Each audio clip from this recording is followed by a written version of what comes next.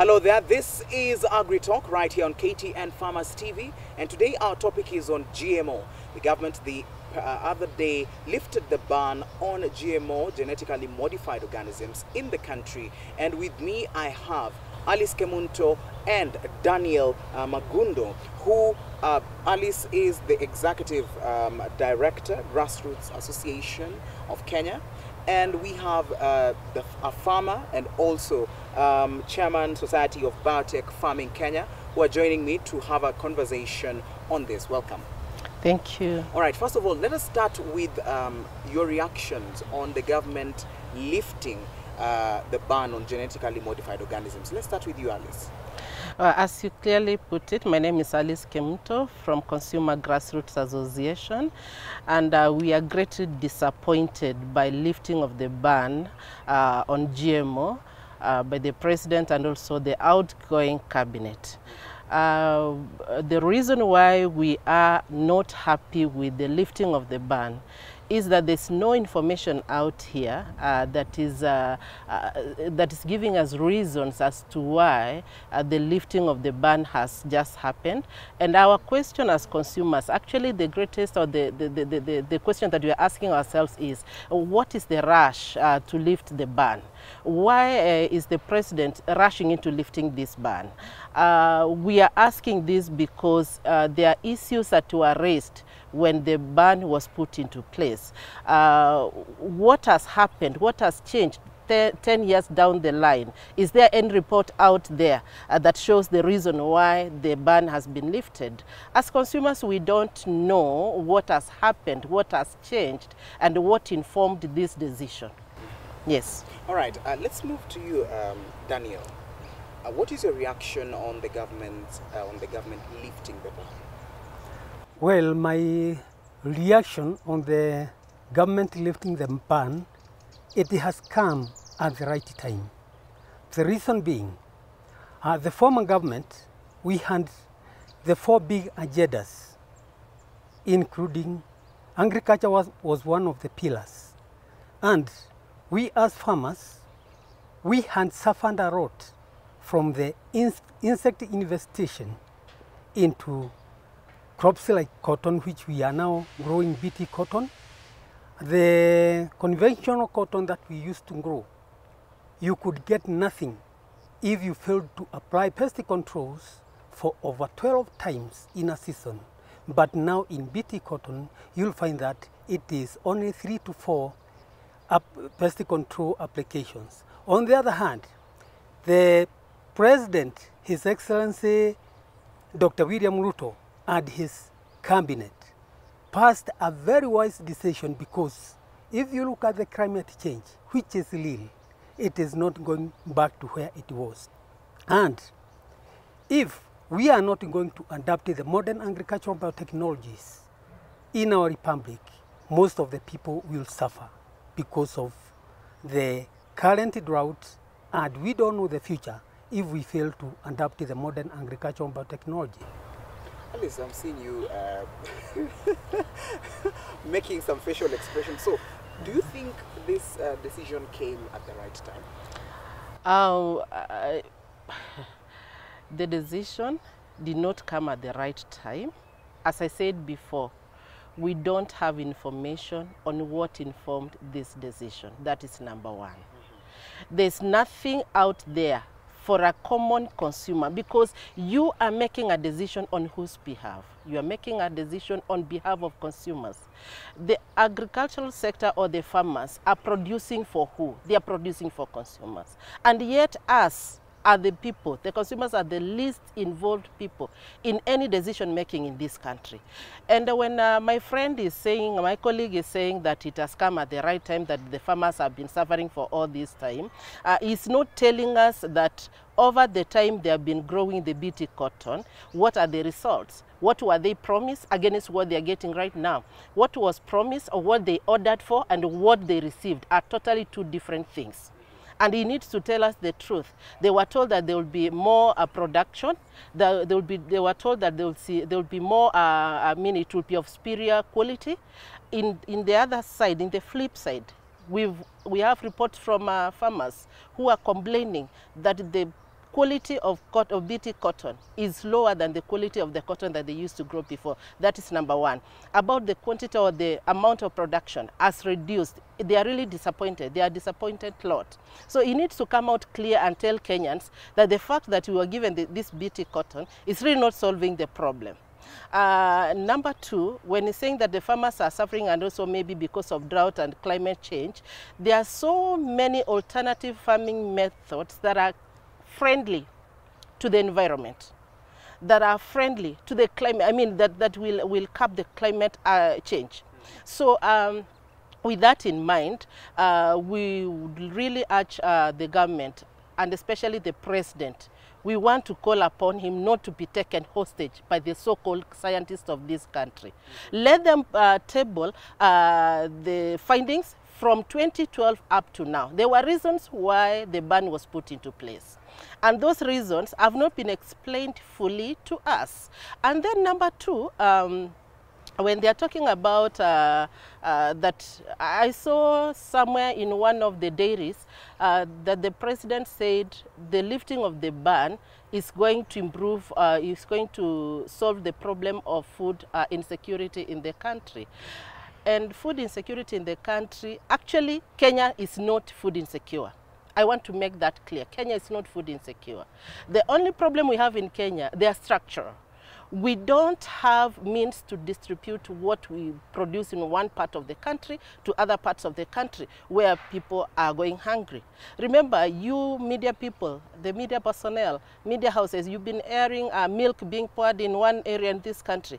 You've been telling us about maize having aflatoxins for being stored for so long. And this has not been distributed to other areas where people are suffering. And what we are saying as consumers, we are not fighting the government per se. We are asking for our space. We want to be informed. We want to know why the lifting of the ban. What informed the lifting of the ban? That's number one. We want to be involved in decision making because they are making decisions on our behalf as consumers. So we want to be involved in the process so that we know. And number three, we don't want to be left, our rights to be infringed, because as a consumer I have a right to choose. When someone tells me that you are going to produce BT GMO food in the next farm and the other farm is producing organic food, what will prevent the cross-pollination, which means you are going to contaminate or to compromise the quality of the organic food that's being grown by the neighbor. We want laws to be put in place in the event that happens. Where is the redress mechanism? So what we are asking from government is to make sure that laws have been put into place, that standards have been set, so that when a consumer goes to buy a product, they have a right, a choice to make between the GMO food and also the non-GMO food. So that's all we are asking for. All right, Alice. Daniel, Alice has brought out issues, especially awareness, Kenyans being aware of GMO and the implications that it has. So, lifting of such a ban on GMO, what is the effect on the farmer? Because you are a farmer. So just tell us what this will impact on the farmer going forward. Yes, this one will create a very big impact on the Kenyan farmers. Because in the conventional, we used to apply a lot of pest controls. In the new agricultural technologies, it has been reduced from 12 to 3, meaning that that is money left in farmers' pocket. The other point is that our local textile industries had gone out of operation. Why? Because of lack of raw materials.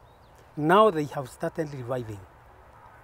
About the government being informed, we farmers, members of Sombifac, who have farmers and farmer leaders across 24 cotton growing counties, they have handled the BT cotton seed, the genetically modified crop, BT cotton, and they are aware that the BT cotton has more production than the conventional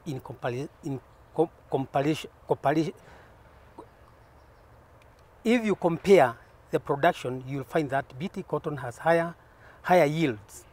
If you come on the other side of the conventional maize that we are now growing, the maize is being attacked right at the point of germination by fall armyworm. That is the first. The second one, before they produce tassels, the flowers, they are attacked by maize stem borers. And if you are fortunate enough, you will not meet with the maize leather necrosis. It's another disease that is killing the maize farming. And finally, you will find that the drought is coming in. When you come to modern agricultural biotechnology, you will find that these crops has an inbuilt mechanism to protect themselves from crop diseases, pests, and they have got drought traits. Therefore, I think the government has got a full information from the rancher community in the country. By what? Back in 2017, that was the time when I formed with my members SOBIFAC, a Society for Biotechnology Farming of Kenya. After learning from a workshop, from our national scientists, from our national institutions, that there are crops with an inbuilt mechanism to protect themselves from diseases, pests, and they have droughty traits. Looking at the current climate change, Kenya can go nowhere without genetically modified crops. And I say the government has taken the right decision to lift the GM ban. And that 2017 is when we wrote a letter as SOBIFAC to the government, first to allow our local researchers, because we knew that there was a ban, to allow our local researchers to continue with the national performance trials on BT maize. The second point was that the government, to facilitate commercialization of BT cotton, and the third was lifting of the GM ban to let our local researchers continue with the national performance trials on genetically modified crops and commercialization, because it is beneficial to Kenyan farmers. All right, Daniel, as you continue, let us also look at the impact of such a decision on an organic farmer, a farmer who doesn't use the technology that has been now enforced. An organic farmer, what is the impact? Let us look at that, and also Alice will come in. The impact of such a ban on an organic farmer. The impact on such lifting of the ban on an organic farmer is another great one, because if I come to organic farming, it's another way of food production in the Republic of Kenya.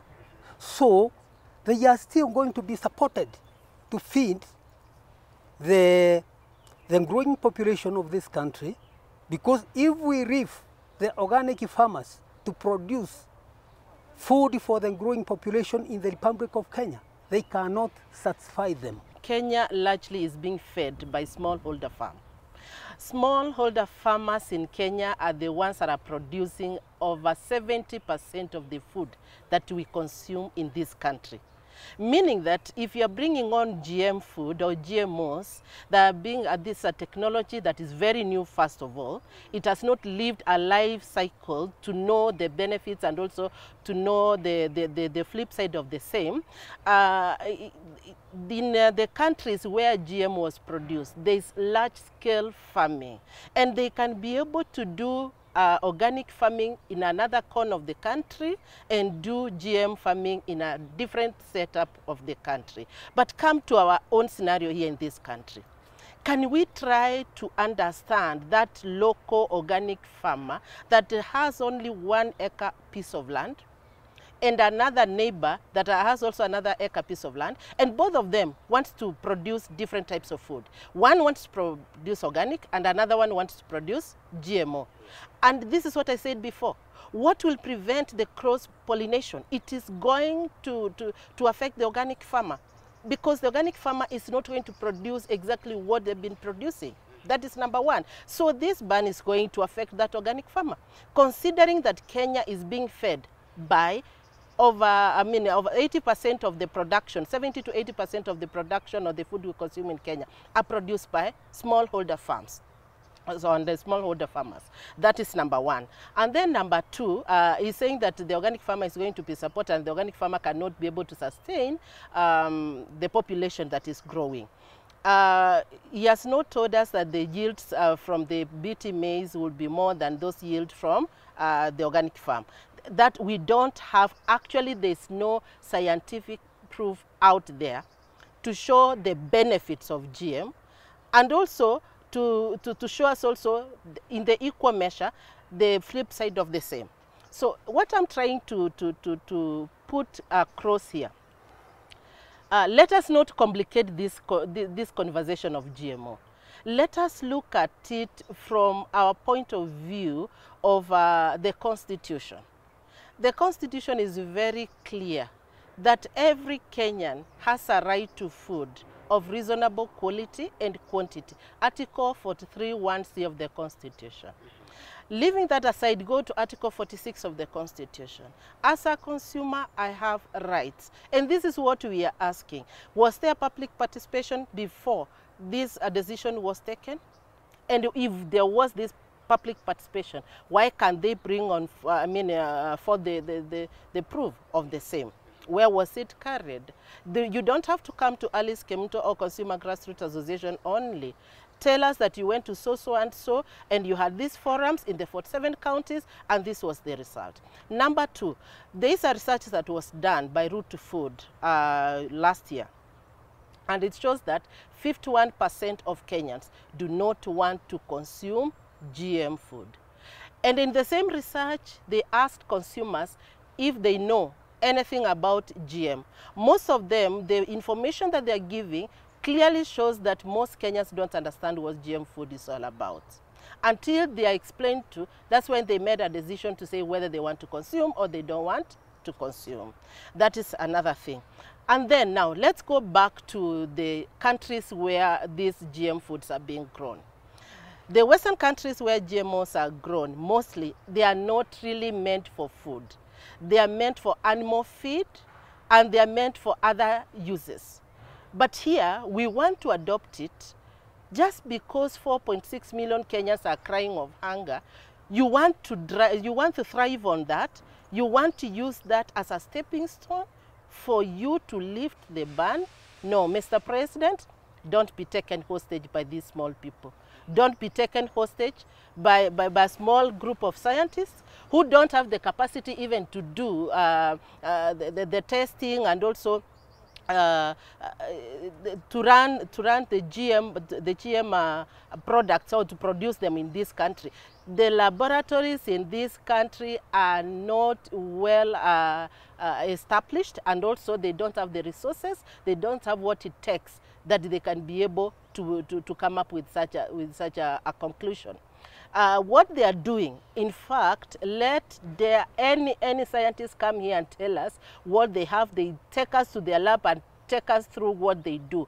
They have borrowed from the Western countries, only coming to do some ukarabati, and they just give us to tell us that this is what GMO is all about. Let them invest heavily in the labs in this country. And with all due respect, there's another They were on KTN. There was another good professor that was on KTN the other day, and he said how they are doing it on Kenyatta University.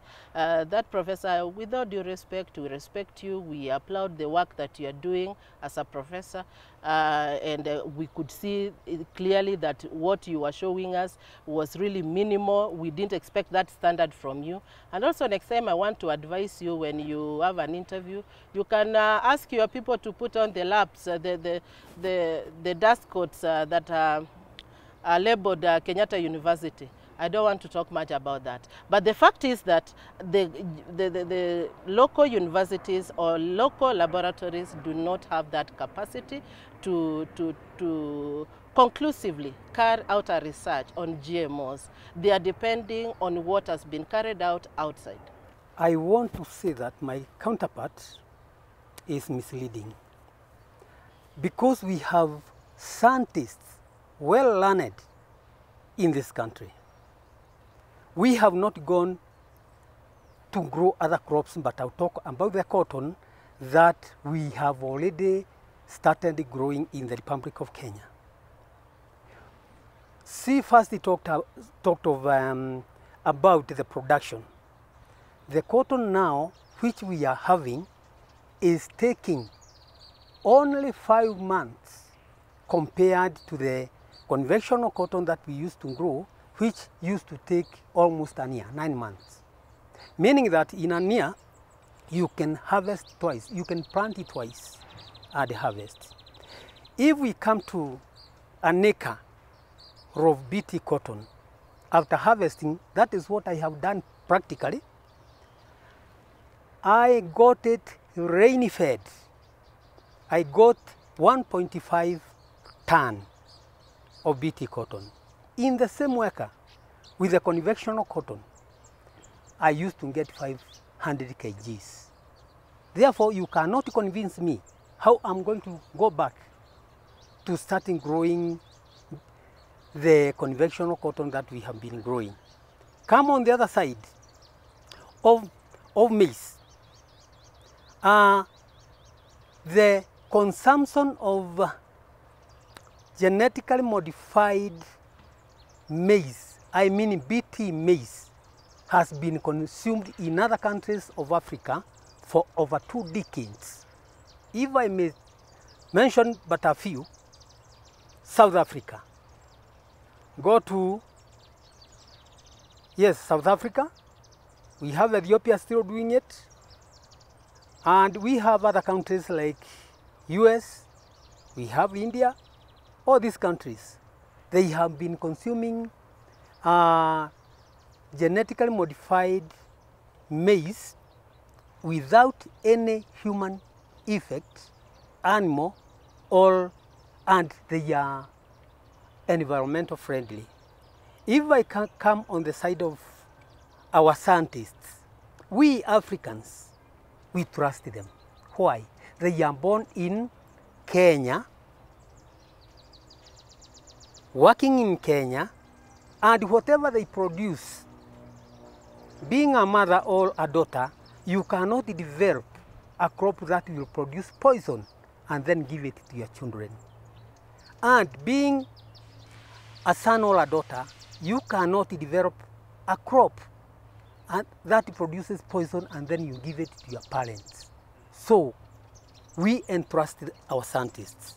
If I come to BT cotton has been researched for so many years, being tested. We have powerful institutions like NBA. There is no crop that can be released without being thoroughly checked. And a food cannot be called a food until it has been proved to be safe to human, animals, and environmental friendly. So let my friend bear in mind that these are not the time we used to live when the rain patterns were normal.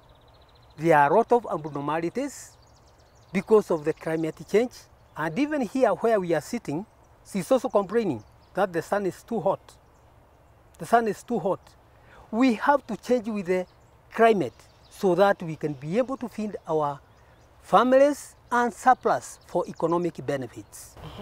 All right, I know you want to respond. You want to respond? Yes. You'll respond after the break. Okay. After the break.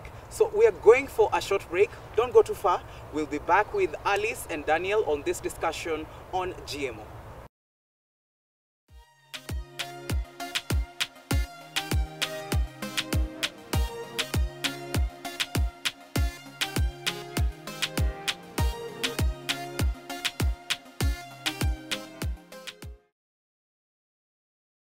All right, welcome back. This is AgriTalk. My name is Kelvin Nyakundi. We have Alice Kemunto here and Daniel Magondu, and we are discussing about GMO. And earlier on, before we went for a short break, Alice was about to respond to Mr. Daniel, and we were talking about the fact that Kenyan labs are not even well equipped to make sure that we come up with these genetically modified organisms or even seeds that we are talking about. Alice, you are about to respond to Mr. Daniel. Continue. Yes, I just want to respond and also correct him because he needs to be guided. First of all, he talked about the climate change. It's like in this country, we are only trying to make maize to be like the only food that can be consumed in this country.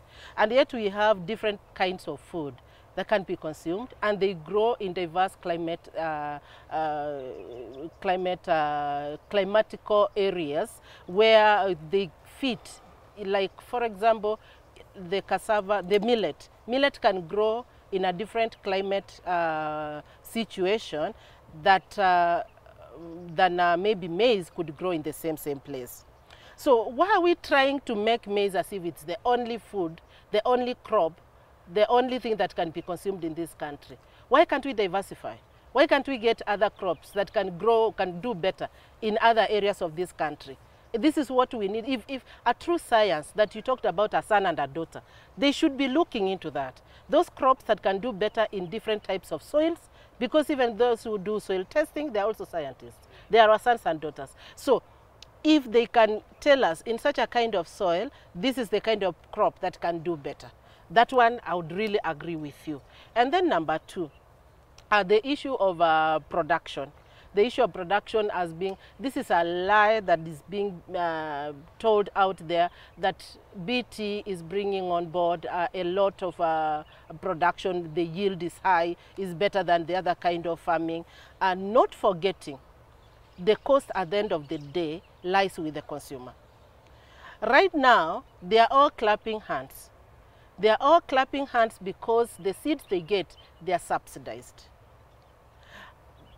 And we ask ourselves as consumers, if this BT is so good, the organic seeds are very good, why are they subsidized by the government? Why are they subsidized? And yet, in this country, we have seed banks, our own traditional seeds that we've been using over the years. Are you trying to tell me that what my great-grandparents were using is worse than what is being used now? And you are claiming it on climate change. Why are we claiming it on climate change? And yet we know very well the climate change that we have in this country is as a result of the human actions, of which we can easily reverse. So my colleague here, I just want to welcome him to our side because he needs to be guided that even God himself, when he created earth and ensured that whatever we are getting, whatever we are producing, is being produced where God wanted it to be produced. In fact, this is the right time we are calling on the faith-based organizations and also the churches, and especially the Catholic Church. I'm not a Roman Catholic, but I'm a Laudato Si animator. I have studied the Laudato Si, the document that the Pope produced.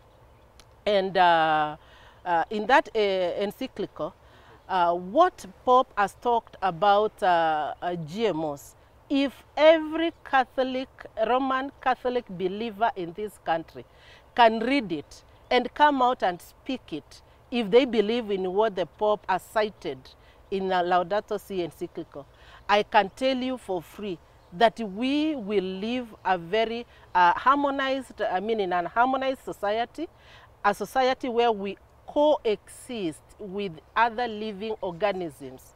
So I'm calling on the faith-based organizations, the churches, to come out and have a stand on the GMO. Just like they had a stand on abortion, just like they had a stand, or we had a stand on family planning, we are looking forward for the church to come out with a stand on GM food. And as a consumer, I want us to be heard clearly. We are not here to fight with anyone. We only need the law to be put into place, because we have consumers that would like to consume GMO food. We don't have any problem with that. But we want also them to be protected, that in the event they consume this food and in the event it harms them, then what are the redress mechanisms? We don't want to complicate this whole issue. We are not here to throw words. We are not here to fight. We are only telling the government, your decision was rushed. You could have sat back and also try to bring on board other stakeholders. That way, we will feel as a nation that we have been consulted, we've been involved, and we have also taken part in the decision that has been made. The president, I'm really happy that he's a president that believes in bottom up. And if you really, Mr. President, believe in your slogan of bottom up economy, then come to us, the small people, come to the consumers, and also go to the small farm holders. Listen to them first before you make that decision. So what we are asking is reverse that ban, first of all, until we talk about that. Daniel, now, Alice earlier on, when we were starting, had spoken about trials. What are some of the trials that have been done and tests to prove that when such a move is made by the government, Kenyans are going to be safe?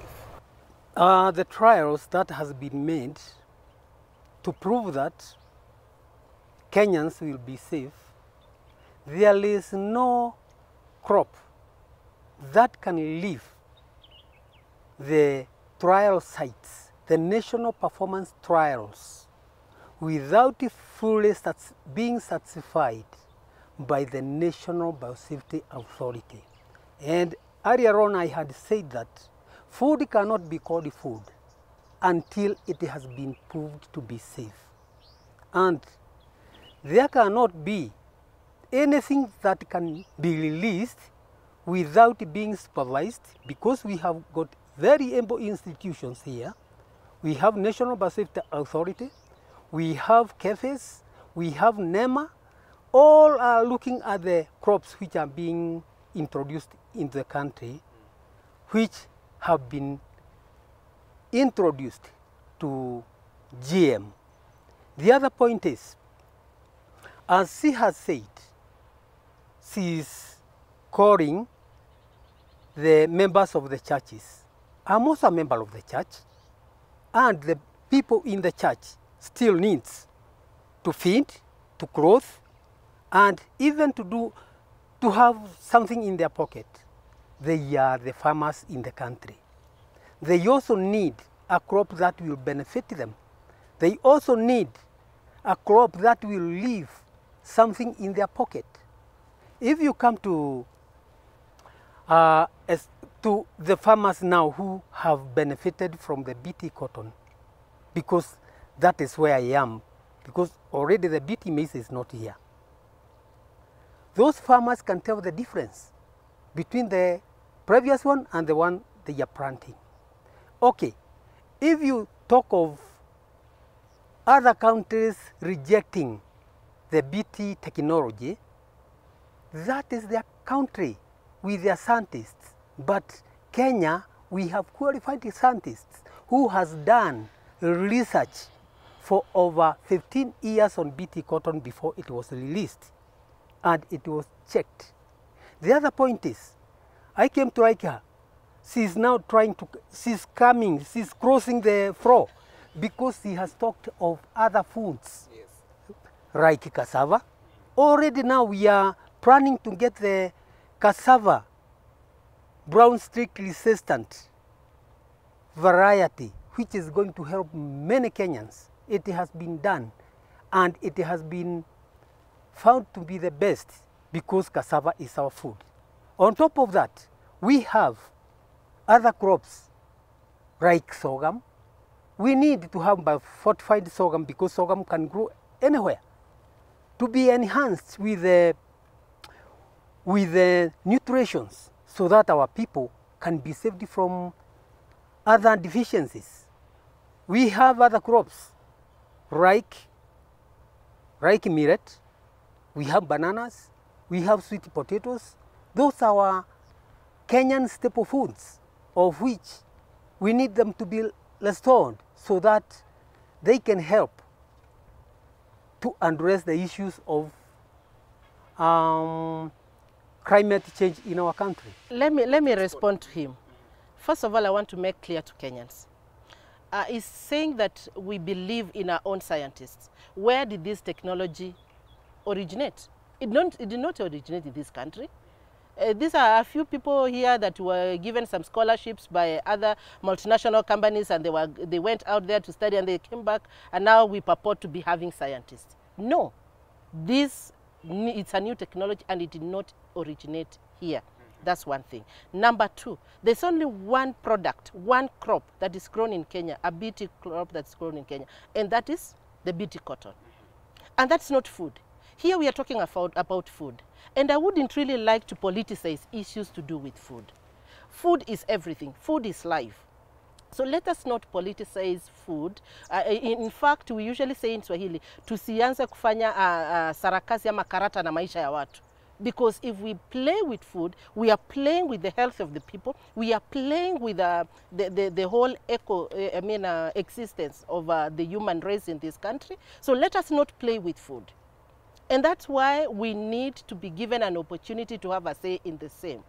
Let us not, I know, the multinationals have a lot of interest in this. When the ban was lifted, we could hear even some people from the US saying that this is now going to enhance trade between US and Kenya. And number two, we've been seeing the US really pushing for the lifting. In fact, when the ban was put into place, when GMO was banned, US was very unhappy with that decision by the former president, the late Moi Kibaki. So what are we trying to say? This is something that is being pushed on us by the multinational companies, by other governments, and that's why, and I want to make this clear, some people are very keen on having a bilateral trade with Kenya, not because of anything. It's because they are seeing market in this country, and that's why they are pushing for the GMO food. And this is why we are saying that we cannot be used as a means to profit some companies that own the right to carry out the GMO research. They own the right to sell the GMO seeds. And where are our seeds?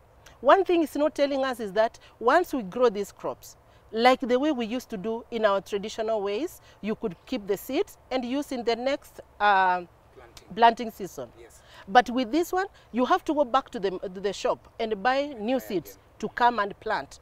And that's why it's going to affect the farmers that maybe could be keen on growing the GMO products. So please, all these areas I've pointed out, they need to be captured well.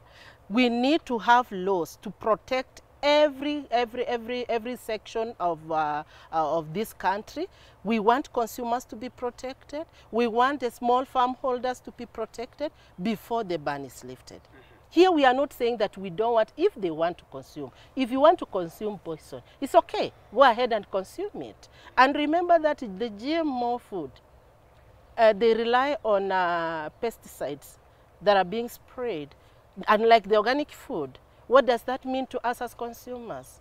In case we consume pesticides, I mean a food that has MRLs that are higher than expected, from toxic pesticides, it harms our health. So please, what we are asking here is so simple. We are not fighting anyone. We are only saying, kindly listen to us. Don't listen to the so-called scientists because they are scientists. Kindly listen to us as consumers also. All right, and we're just going to Daniel taking the response from that point of multinationals and even the Western world. So, do you think the government was pressured to come up with such a decision? Well, the government was not pressured to come up with that decision. The first thing I said, I as a farmer, I was the first person to be forced by nature of what I was growing. I said earlier, if you can remember, after planting the conventional cotton, it was badly attacked by the cotton bollworm at the flowering stage. And if I failed to apply pesticide for over 12 times in a season, I could either get nothing or very poor harvest out of the whole field, meaning that the field will leave me poorer than I was. That one was one force. The other point is, if you come to the maize, because I'm very much waiting for the BT maize to come, after planting, you find that fall armyworms has made a home here in the tropics. The second one, diseases like maize leather necrosis. Third one, maize stem borers. Fourth, drought. And the fifth, the remainder that I have harvested, after putting them in the stores, they are eaten by the storage pests. Where do you want us to go? There is no other solution apart from adopting the modern agricultural biotechnologies which are going to save Kenyans from poverty and hunger. All right, and this modern biotechnology that you are talking about, Alice has mentioned about you planting the crop, harvesting it, and now you can't reuse the seed. Let us talk about this, because when I was growing up, you used to eat, maybe you harvest the maize and then you pluck one of the maize seeds and then you put it on the ground and then it grows again. So what is the main issue on this? And if we are forwarding and making this now, embracing it and saying we are using GMO, how are we going to be sustaining the farmer going forward? Already, the farmers are used, and I want to tell you, the varieties which we are growing of maize, they are hybrid. If you want to harvest, to get a good harvest, you cannot replant the hybrid. Therefore, the same case will happen with the genetically modified crops. And if I may touch, there was a point when she talked of cross-pollination. If I talk from the BT cotton point of view, cotton is self-pollinated. Therefore, there is no cross-pollination across the cotton. But on the side of maize, since we have not started growing BT maize, that one will come with its experience, because after planting, that's the time I can talk about the BT maize. But still, BT maize is favorable to the farmers because it has been consumed in many countries of the world. Right. Now, he's being honest, at least for once. He's being honest that this technology is new. It has not been tried. It has not been tested in this country. And it's also being honest that we don't have anything out here to show that the cross-pollination is going to affect the farmer, the next door farmer. So that is the only honest thing, at least throughout this interview, Thank you. Congratulations. That's a very honest position that you put across. So meaning that we don't have any research out here to show us that this food or BT maize is safe for human consumption or is not safe for human consumption. That notwithstanding, let us go to the bottom line. Let us go to the bottom line. Let us listen to the multitude, what they are saying. Yes. And Alice, also, Daniel had mentioned about now GMO being, the ban being lifted in order to support the food insecurity and food challenge that we usually have in the country. Yes. Don't you think this is a way of trying to help this crisis that we have, now that we have drought? In South Africa, where this technology has really has been used for some time, they are still having hunger crisis. They are still, they have not solved the issue of hunger. That's one place. In Burkina Faso, this technology was actually, it's like it was phased off because of the repercussions. So trying to tell me that bringing the BT maize or BT food, to begin with, they want to start importing, yeah?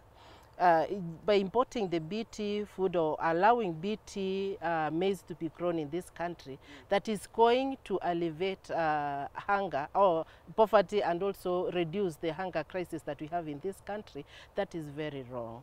And this is what I said, nature has got everything and anything for us. We can consume, we can satisfy our food demand in this country if we were serious.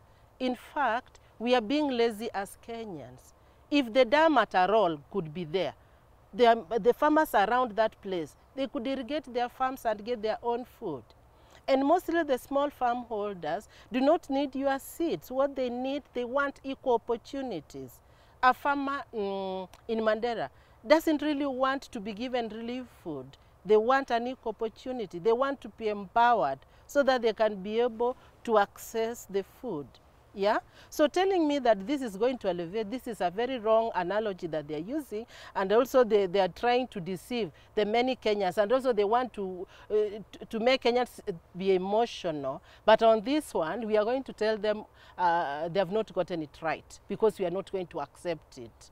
Over the past years, we are being told, you know, we are making this decision because so and so is suffering. At this point, we are going to say no, and we are saying no to that. The reason being, we've had hunger crisis over the time, and we've had many ways of solving that. I started by saying that we don't have a problem of production in this country. If we put all the systems and the structures in place, we put the roads to be able to get food from one corner of the country to reach our brothers and sisters in another corner of the country, that will solve the problem. The class issue that we are about to bring about here, you don't have, you live in Nairobi, I believe. Whether you live in a rental house or you don't live in a rental house, there's no way you are doing your farming here in Nairobi. But you are able to feed every day. Why? Because you've been empowered. So Kenyans need empowerment, and that's what they need, not mercy. We don't want someone to have mercy on us. We want to be empowered to be able to make our own choices. So these artificial things that are being brought on board so that they can suppress us to give in to GMOs, we are saying no. Here comes a question. Why should our country be importing grains every year, year in, year out? Because we are not producing enough. Now, if you look at the country's landmass, it is arid and semi-arid areas where crops cannot do well because of drought. If scientist is going to come up with a drought-tolerant traits in those crops, and then the crop becomes produces even during those droughts, that will be beneficial to Kenyans. What the government did is very important, because Today, if you look at the country, most of the people are crying hunger. They have been living there, doing their normal jobs and producing whatever they used to produce. But whatever they are producing is not even enough to feed their families. It is only through the modern agricultural biotechnology tools, including genetically modified crops, to be incorporated in Kenya's agricultural system with a name of increasing production and protecting farmers' yields. You know, this thing, I don't know whether you are getting me or you are not getting me. We are not here to fight anybody about GMO. And telling us that we need to embrace technology, we have no problem with that. The bottom line is, have you involved the public? Was there public participation prior to this? Proper one, prior to this. And then number two, taking advantage of the suffering 4.6 million Kenyans so that you can pass you can lift a ban. That is very wrong. That is very wrong. And then number three is talking about Kenyans having suffered for many years because of the climate changes. My question is, are there food products, are there crops that grow in those areas that are adversely affected by the climate, where maybe maize cannot grow? Why can't we explore that so that it can be used as a means of alternative production of food in this country? Yeah, the bottom line here is, if you want to choose GM, it's okay, but let us put structures in place. And also he said that we are not producing enough, that's why we're importing food from other countries. We are not producing enough because of what? Because we've denied the people the structures and also the capacity to do it. Look at the irrigation scheme that was started in the coastal area. What happened with it? And it was supposed to produce a lot of food. What happened with it? Nothing much happened from there. And then, what incentive are we giving to farmers? The smallholder farmers. We are not giving them any incentive, yet they are feeding the country. So it's not about production issue. In Kenya, and I remain, and from now even to next year, and until I leave this earth, I would still say we don't have a problem of production. It's only that we need to manage. Number three, agriculture is a devolved function, and every county has a role to play in the same. Have we listened to what people have, maybe from the COG? Have we listened to what they have and the recommendations they have? We happen to carry out a research in 3 counties, and what we gathered from the 3 counties, and especially from a county like Kajiado, is that the pollinators have reduced greatly. Do you know the reason why, my friend? Is because of the pesticides that we are spraying from time in, time out. We have killed the pollinators.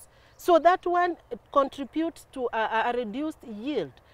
If we didn't do that, and the pollinators like the bees being reduced by a great number, we could be having a lot of food. There's quite a lot of things that we can talk about. And as I said before, and I want to go back and say this again, this earth has got everything for us, and it is enough for everyone to coexist with any other living organism in this earth.